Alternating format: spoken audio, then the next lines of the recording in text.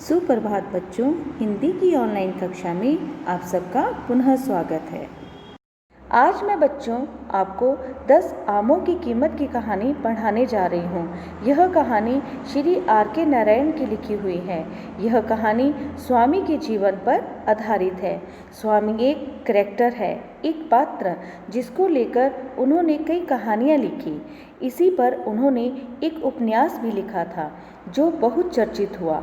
R.K. Narayan की 2 किताबें, नानी की कहानी और स्वामीनाथन मालगुडी डेज, बहुत पहले एक धारावाहिक दूरदर्शन पर आया। वो धारावाहिक बहुत प्रसिद्ध भी हुआ। R.K. नारायण जी मूल रूप से अंग्रेजी के उपन्यासकार माने जाते हैं, लेकिन हिंदी में भी इनके अनेक किताबें, कहानियाँ, यहाँ तक कि इनका गाइड नाम का एक उपन्यास भी था जिस पर आधारित एक फिल्म भी बनी। बच्चों, मालगुडी डेज धारावाहिक भी नेट पर उपलब्ध है, आप इसे ज़रूर देखिएगा। इन्होंने बाल मनोविज्ञान को महसूस करते हुए उससे जुड़ी हुई नाटक और कहानियाँ जो लिखी हैं, कोई बच्चा उस उम्र में क्या महसूस कर रहा है। तो चलिए बच्चों, शुरू करते हैं पाठ 12, 10 आमों की कीमत। गर्मियों की छुट्टियां बच्चों कितनी मज़ेदार होती हैं। बच्चे अपने नाना नानी के घर, दादा दादी के घर, बुआ के घर जाते हैं और वहाँ खूब मज़े करते हैं। कई बच्चे इन छुट्टियों में घूमने चले जाते हैं और घूमने का आनंद लेते हैं।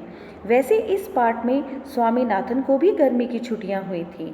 छुट्टी के अभी 2 ही दिन बीते थे तो गर्मियों की छुट्टियों के तीसरे दिन ही पिताजी ने स्वामीनाथन को घर से बाहर निकलते देखा तो आवाज़ देकर बुलाया।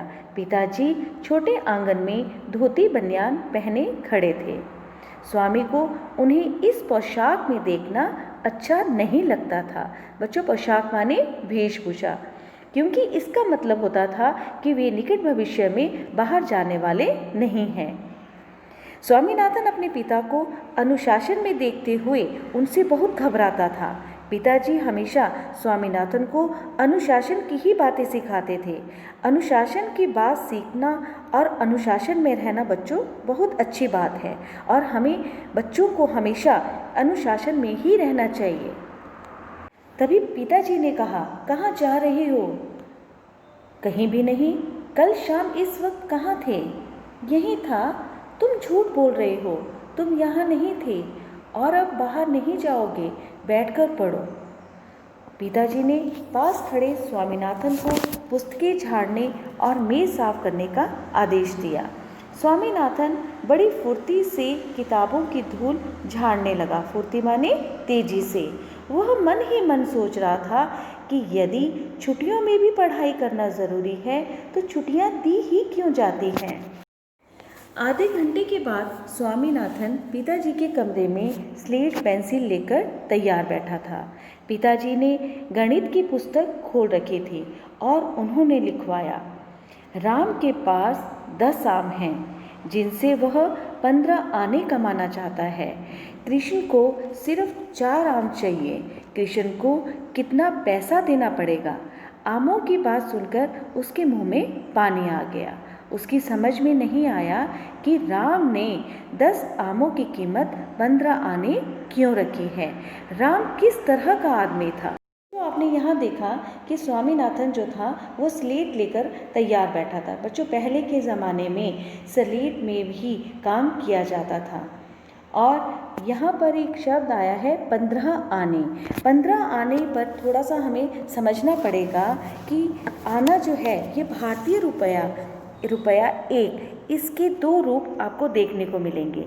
यह एक रुपया आज़ाद भारत के पहले का ब्रिटिश शासन का रूप है जिसमें 1 रुपये में 16 आने होते हैं और 192 पाई पुराना पैसा, जिसे पुराना पैसा भी कहा जाता था। पुराने पैसे को पाई कहते थे। जब हमारा देश आज़ाद नहीं हुआ था तब मुद्रा के लिए 1 रुपया 16 आने के बराबर था, लेकिन जब हमारा देश आज़ाद हुआ और एक गणतंत्र भारत का उदय हुआ तब नई मुद्रा नीति को अपनाया गया। तब 1 रुपये में 100 पैसों की बात की गई। प्यारे बच्चों, अब आगे चलते हैं।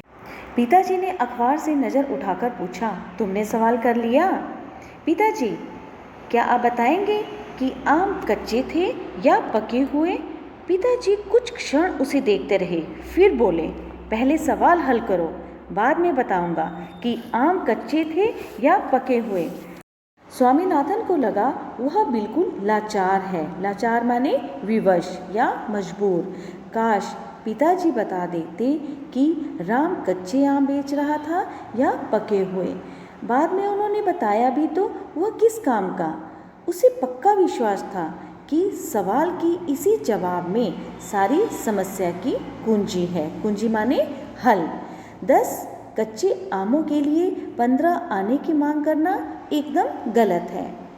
अगर वह ऐसा करता है तो यह राम के स्वभाव के अनुरूप ही होगा। स्वामीनाथन अब राम से घृणा करने लगा था।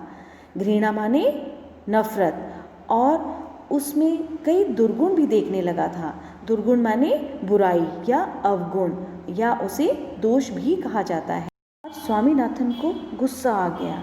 स्वामीनाथन ने स्लेट को दूर हटाकर कहा, पिताजी, मुझसे यह सवाल हल नहीं होता। पिताजी ने कहा, क्या बात है, तुम इतना आसान सा सवाल हल नहीं कर सकते?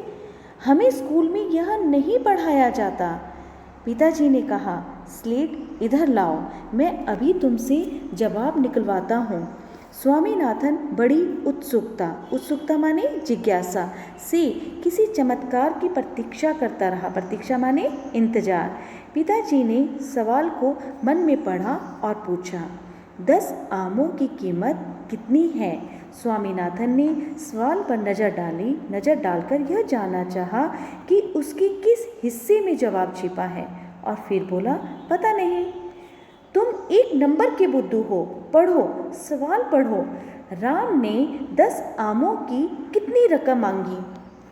15 आने, स्वामीनाथन ने कहा, किंतु उसका मन मानने को तैयार नहीं था।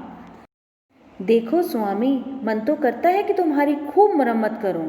तुम्हारी खोपड़ी में क्या भूसा भरा है? 10 आमों की कीमत हुई 15 आने, तो एक की कितनी हुई, बोलो। अगर तुमने नहीं बताया तो। अब तो के बाद आपका कौन सा चिन्ह लगा है बेटा? लोक निर्देशक चिन्ह। आपको पिछले वीडियो में अभी आपको समझाया था कि लोक निर्देशक चिन्ह कहाँ लगाया जाता है, जहाँ वाक्य को कहाँ क्या छोड़ा जाता है, थोड़ा अधूरा छोड़ा जाता है। जैसे अगर तुमने नहीं बताया तो। पिताजी गुस्से से बोले। फिर उन्होंने स्वामीनाथन का कान पकड़ा और धीरे से मरोड़ा। स्वामीनाथन की बोलती बंद थी, क्योंकि वह यह फैसला नहीं कर सकता था कि सवाल जमा का है, घटा का है, गुणा का है या भाग का है। जब तक तुम नहीं बताओगे कि 10 आमों के 15 आने तो 1 आम कितने का, तब तक मैं तुम्हें छोड़ूंगा नहीं। स्वामीनाथन आंखें मिचमिचाकर सोचता रहा। पिताजी को क्या हो गया है? आम की कीमत जानने की क्या ज़रूरत है?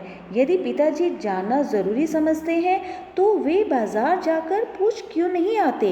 राम और कृष्ण के बीच कुछ आमों और कुछ पैसों के लेन देन को लेकर लंबी चिक पर स्वामीनाथन को बहुत।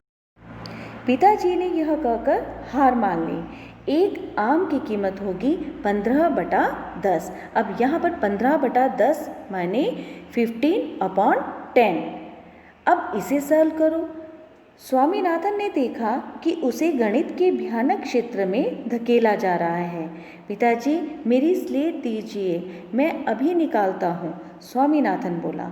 उसने सवाल हल किया और 15 मिनट बाद बोला, 1 आम की कीमत हुई 3/2 आना।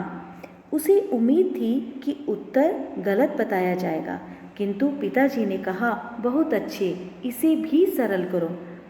1 घंटा यातना झेलने के बाद स्वामीनाथन ने घोषणा की। यातना माने पीड़ा। कृष्ण को 6 आने देने होंगे। इसके साथ ही वह रो पड़ा, क्योंकि स्वामीनाथन थक चुका था। शाम 5 बजे क्लब जाते समय स्वामीनाथन के पिता को इस बात का अफसोस हुआ यानी दुख हुआ कि उन्होंने बेटे को सारी दोपहर परेशानी में डाले रखा। स्वामी को खंबे के पीछे उदास खड़ा देख उन्होंने पूछा, क्यों बेटे, मेरे साथ क्लब चलोगे? स्वामी एक क्षण के लिए ओझल हुआ, यानी कि थोड़ी देर के लिए वो गायब हो गया और फिर कोट और टोपी पहनकर प्रकट हो गया। घर के बाहर कार का हॉर्न बजा। पिताजी ने टेनिस का रैकेट उठाया और स्वामीनाथन को साथ ले तेजी से कार की ओर बढ़ चले। प्यारे बच्चों, आपने देखा कि एक बच्चा जिसका बिल्कुल भी मन नहीं है पढ़ने का और एक गर्मी की छुट्टी का माहौल है या मज़ा है, वो उसे पूरी तरह से उसे महसूस करना चाहता है। 2 ही दिन के बाद तीसरे दिन उसे पढ़ने के लिए कहा जाने लगा तो वह थोड़ा अनमना हो गया।